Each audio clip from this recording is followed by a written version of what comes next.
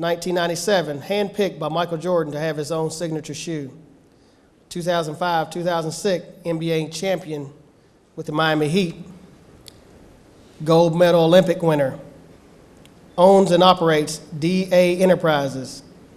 Owns and operates Loyalty Media Group. Founder and CEO of Derek Anderson Works.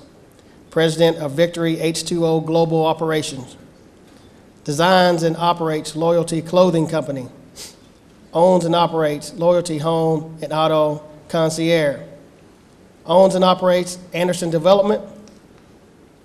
Owns and operates 2 hotels. And with a prosperous 11-year NBA career, I introduce to you Derek Lamont Anderson.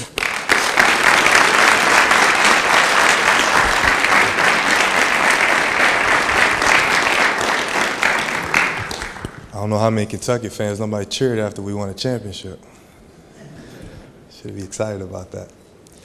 Before I actually go too far, I want to give you a brief synopsis of who I am before you hear anything about my journey. At 10 years old, I moved from Flint, Michigan to Louisville, Kentucky with my mother and father. I was sitting in the hallway with a guy, I'm going to call him, his name is Kane. I'm just using that for his sake. His name is Kane. My mother and father was inside of an apartment arguing, and I couldn't go in to help. The guy helped me out. I heard 2 gunshots go off. My dad walks out. My dad's like 6'9", and I was like real short at that time. I was 10 years old. He walks out holding his arm. He looks at me, and him and his friend walk out. I go into the apartment, and I see my mother had been beaten up. That day, I didn't see my father for another 25 years. Went inside and tried to get my mother's situation together. Me and my mother tried to fight for the next year, finding our way. We had 2 apartment fires, one like 1 month, and the next month we had another fire. We lost everything.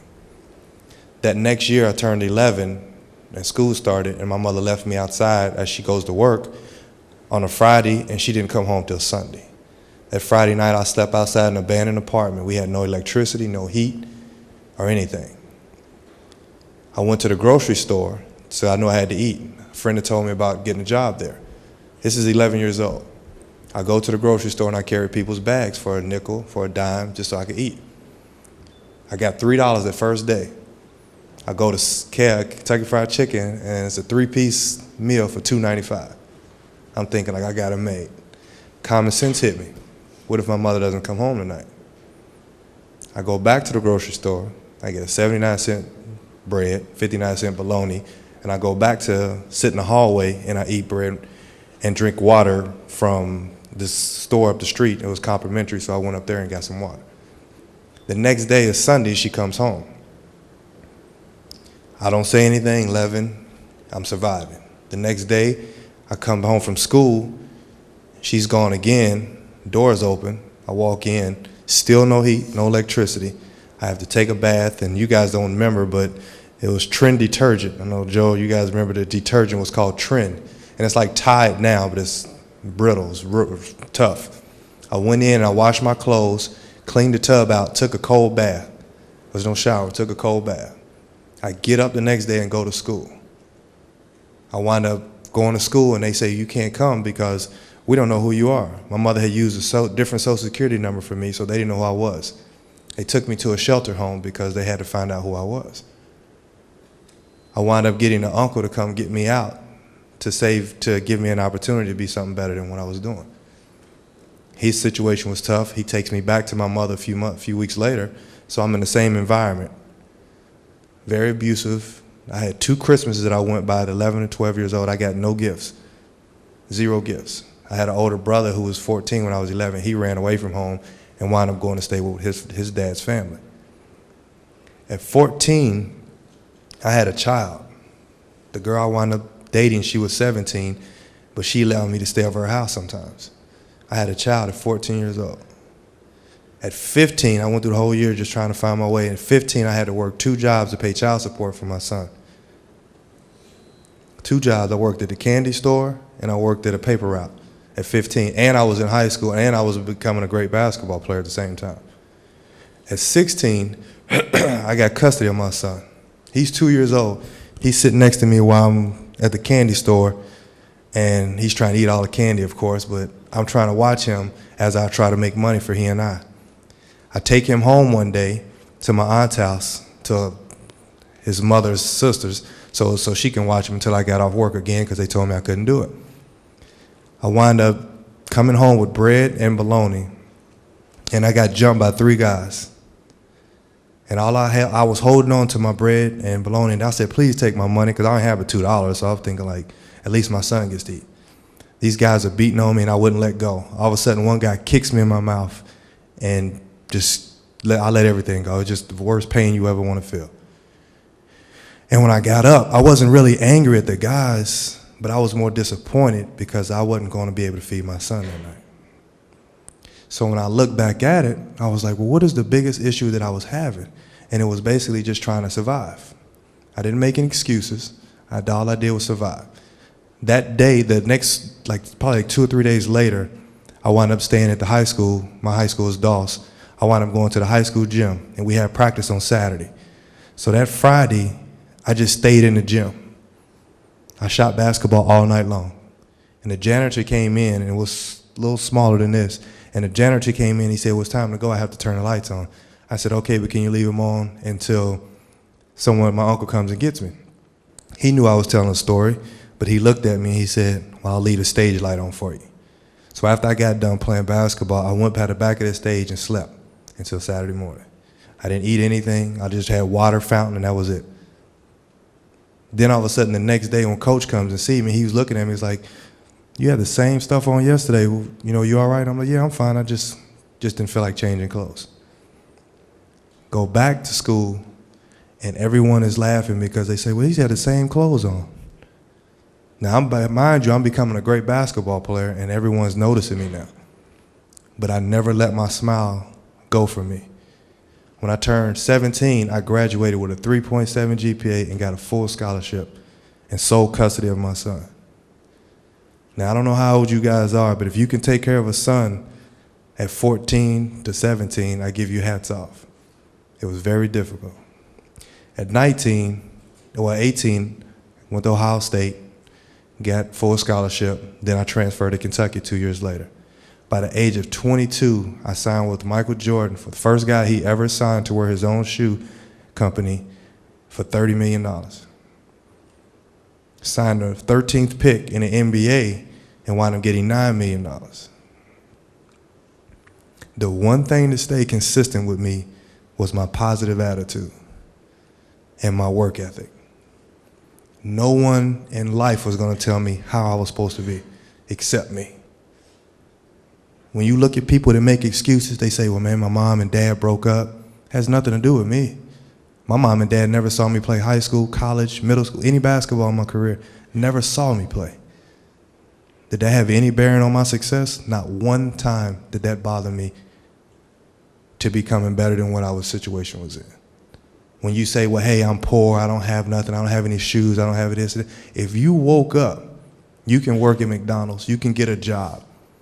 Don't let your pride stop you from being successful. There's no excuse you have at this point. If you're homeless, like I was, I used to sleep in the hallway and people used to walk over top of me like this. They used to just step over me like I wasn't there, like I was a trash. I'm leaning on my book bag and people would just walk over me like this. Can you imagine if you were just sleeping in the hallway and somebody just completely ignored you? And just completely just said, I don't know what this is. You can't imagine the misery that felt like.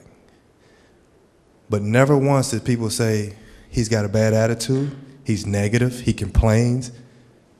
I went to school because it was free education. I couldn't eat afford lunch, and I had a friend of mine, a gentleman was telling me that his mother, I think his mother was our lunch aide. I didn't have any money. I didn't have free lunch because my mother gave her own social security number. People were giving me food so I could survive every day because I had a positive attitude. If I had a negative attitude and I always was miserable and didn't speak to people, they would ignore me because they don't like that. When I grew up the way I grew up, I realized one thing and one thing only, was I was never going to allow someone's opinion about me to become my reality. Not one single comment that you could say about me was going to change what I believed about me. You know how people say, oh, he's negative, he's hating, and he's jealous, and he's a geek, and he's a dork, and he's dirty, he's rude, he's a bully. That don't mean nothing to me. Everyone who says something about me now is trying to be my friend on Facebook because I made something about myself. And success is not about money. I was never able to be Michael Jordan. I tried my best.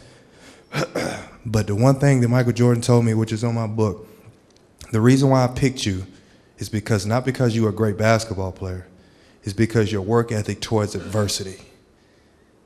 Whenever something bad went bad for me, I never gave up and I never made excuses. I mastered that and became better than you. Every last one of you right now, I'll be 40 in July, and not one of you to me can beat me in basketball because I feel like I will outwork you more than anything. Not one single one of you can say, hey, well, I can beat him in this, this, and that. Because if I educate myself, you can't beat me. That is my thought. Nothing negative, nothing confidence or cocky. It's about being confident, about working hard at what you believe in. Everybody in here has got a chance to be something in life. Everybody's got a story. Every last one of you, I told you, what do you have bad about your life? Every last one of you will have a story. But what do you do with your story? Do you get weak, be a coward, go sell drugs, go rob, go steal? You give up? That's what cowards do. I don't see a coward in here because you wouldn't be in here if you were a coward. You would be out there. But because you're here, that means you're more than what you believe that you can be. But something in you has got to change today. Your attitude has to be better. There's no more complaining. There's no more negativity. There's no more quitting. There's no more thinking about giving up. There's no more hatred. There's no more jealousy. None of that has to be in you to be successful. When you looked at that 96 team, when they named all those players, we still communicate to this day. 16 years ago, we won a championship because we believed in each other. It was 9 of us who went to the NBA off that team. 8 of us was McDonald's All-Americans. And we found a way of winning a championship because we sacrificed and made something out of ourselves. My life story is not to be brutal or whatnot, but it was tough. It was very tough. And when I turned 29, I found my mother. My mother was living in an alley. My brother called my company and said, hey, our mom's in the alley. I'm like, well, okay, what you want me to do? He's like, I thought I'd tell you. And when I hung up, I thought about it. My biggest problem that I was having is being able to forgive my mother, to have a relationship with her. She had no idea her problem. She was an alcoholic, drugs. I went and found my mother in the hall, in the alley. I drove her to a rehab, sat there with her for 2 days, and got my mother cleaned up. It's a struggle. She kept going back and forth, back and forth. I never gave up on my mother. Last Christmas, it was 28 years, but me and her had our first Christmas together. After 28 years, because I forgave her. In 2005, I went and found my father. He's 6'9". Everybody says you look just alike. We actually look identical. He was a great basketball player. He chose to do other things. I found him, and in 2006, 2 weeks after we won an NBA championship with Miami Heat, he passed away from cancer. And that same guy named Kane that I spoke to you earlier about, when I first graduated high school, he killed my sister, my father's other daughter. He wound up stabbing her 17 times. This is my father's best friend. They went to the war together. They came home. They lived together. Everything. He wound up killing her, stabbing her 17 times because he was trying to rob her to get some money because he had a habit. All your decisions that you make will come back to you if they're not positive. The attitude that you have right now at this moment, if you don't change it, that is exactly the way you'll live. That tough stuff, everybody in tough winds up going to jail, getting killed. How many of you guys like rap music? Did you know rap is the only music you die from?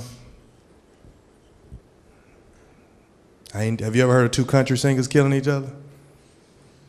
You heard any R&B people besides Chris Brown getting into a fight? You don't see it. Think about what you're following in life. I'm not saying it's bad for you. I'm telling you what you follow can be bad.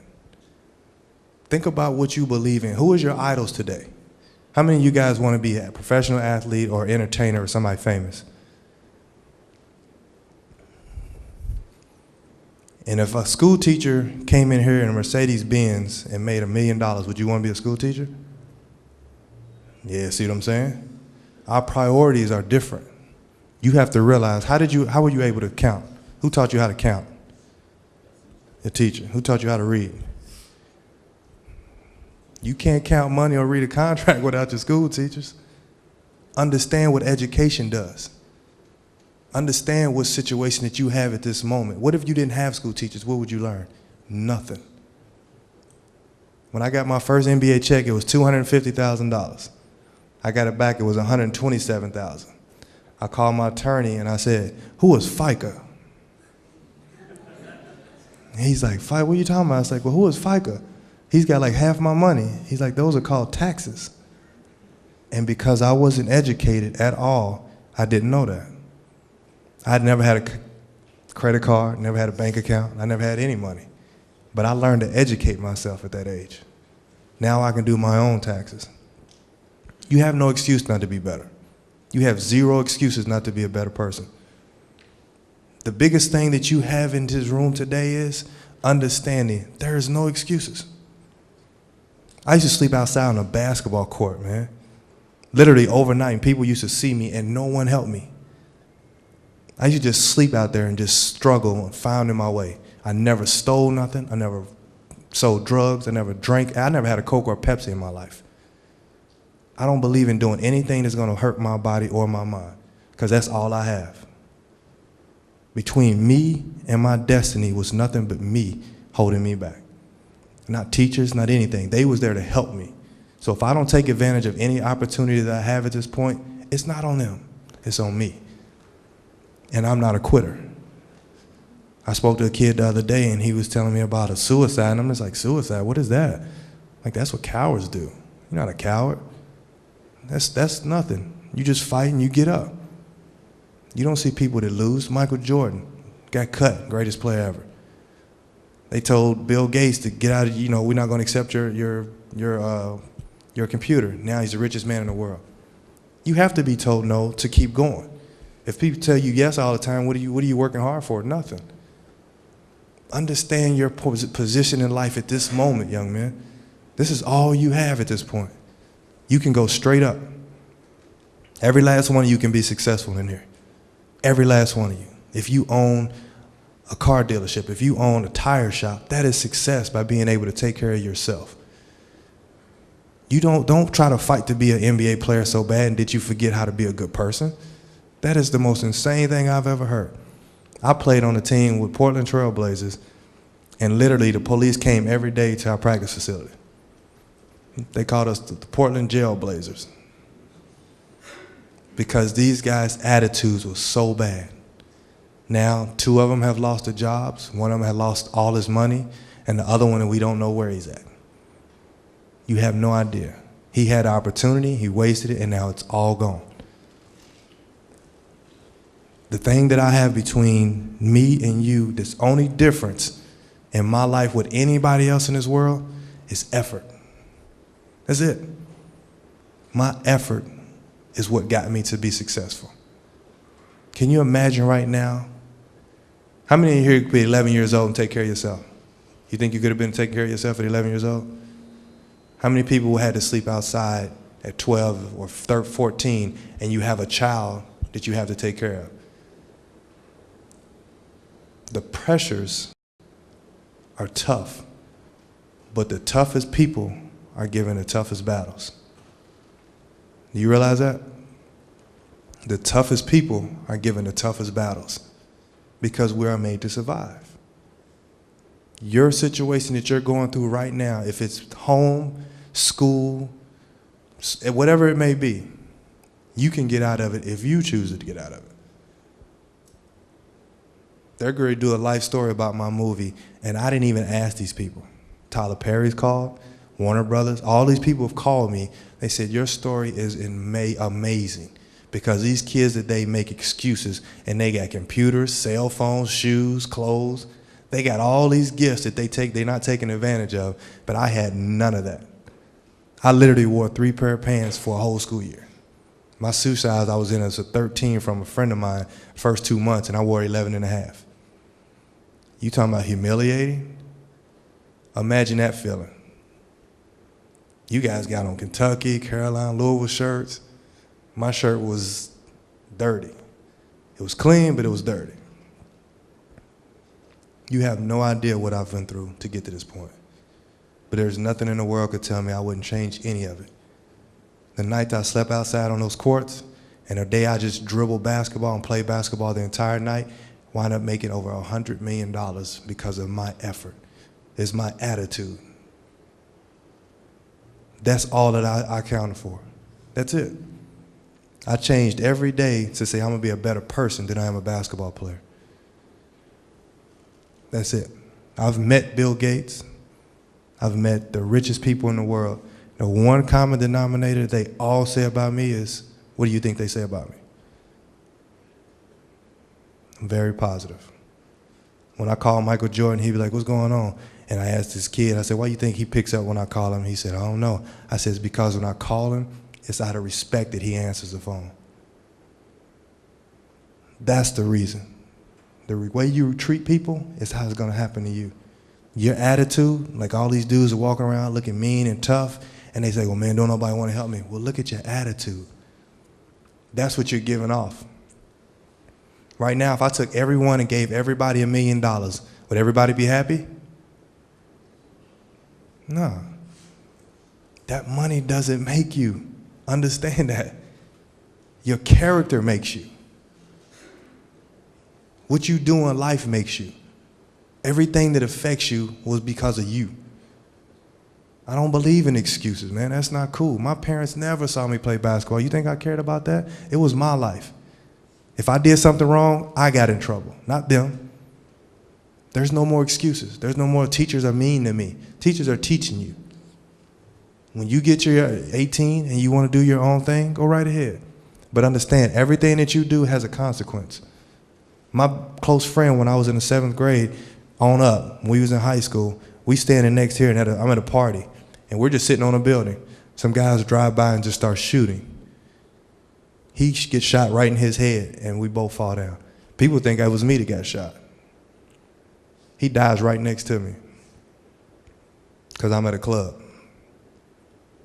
2 months later, he asked me to go to another club. I quit going out. A friend of mine, Herb Henry, played at the University of Louisville. He goes and gets shot. Now he's paralyzed for the rest of his life. The decisions you make all have a consequence. You don't think they can happen to you until it happens. How many people in here know someone in jail? How many in here know billionaires? See the consequences? They're your choices. No one else's. You have to change your thinking pattern today. When you leave here today, I want you to speak to everyone. Anybody you're upset with, you apologize. You guys make amends. Because the hatred that you have on you hurts you. It's people probably might not like me. I don't know why, but they might not. But you think that bothers me because I sleep good at night. But they're probably stressed out, trying to find something to say on Twitter. Just the negative thoughts that they have, they bothers them. Because it's not on my mind, it's on their mind. So if it's on your mind, you need to change what's on your mind. I don't care how prideful you think you are, go apologize to somebody and watch how good you feel. You're like, man, I don't have to worry about them saying something bad about me no more because I was the bigger person. Now, if I can apologize to my parents for leaving me for dead, I know you can apologize for somebody saying something funny or bad about you. I wound up finding my parents after 20 plus years and put them in my life because I chose to. That's what you call maturity. You have to forgive to move in life. You have to love each other to enjoy life. If you do those two things, I guarantee you, I will give you any amount of money to say you have a better life. Those situations that you have are very far and few in between. They come and they go just like that. Just like that. You guys remember when you was like 5 and 6 years old? Some of y'all remember those times? You remember how quick they just went? Imagine the next 5 going to the next 5. And as you get older, they go super fast. So everything that you do now, from today, when you leave today, you change. You have to change today. There's no, well, I'll wait till tomorrow. People die today.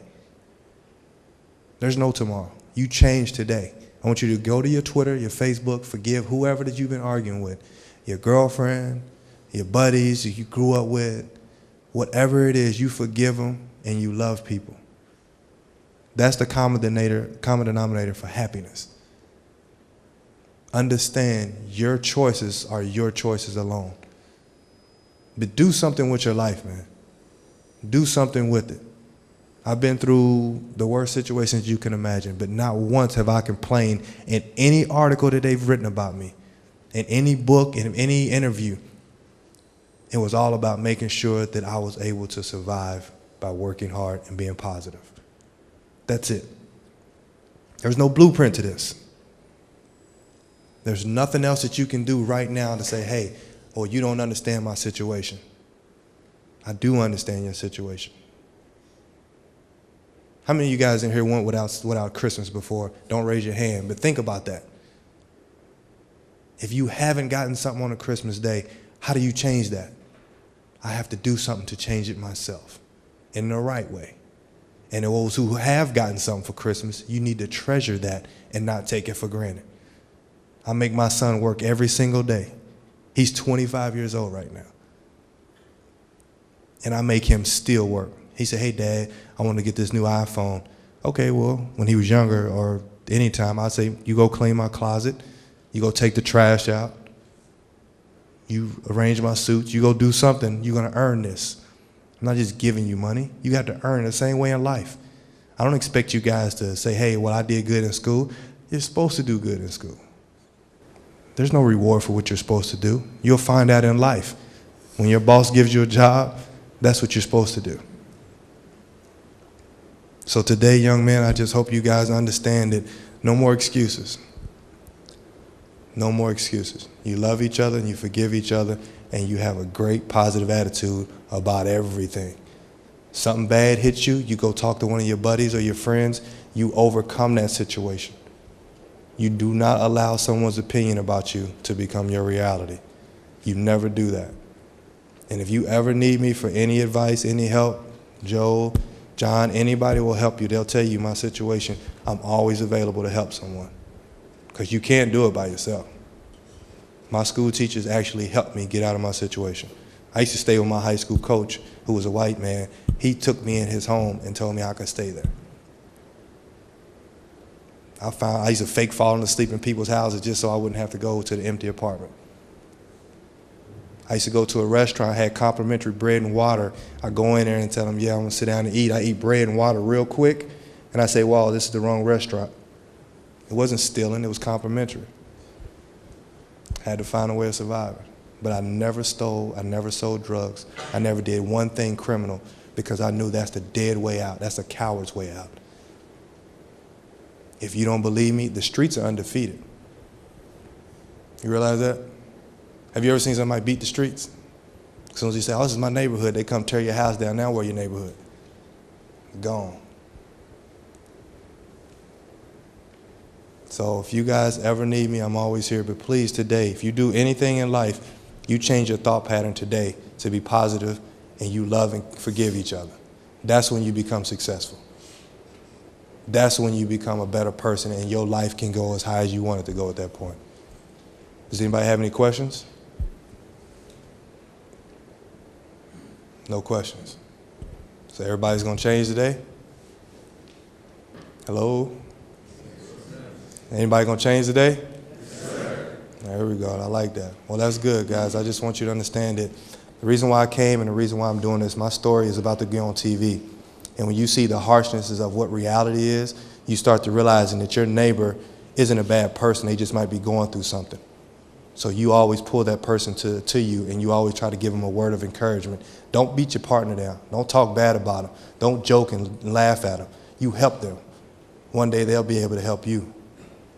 You never know who you might need to ask for water one day. You never know. Thank you guys, and I appreciate your time.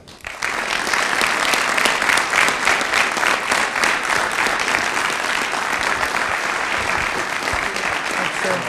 No, you good. You good.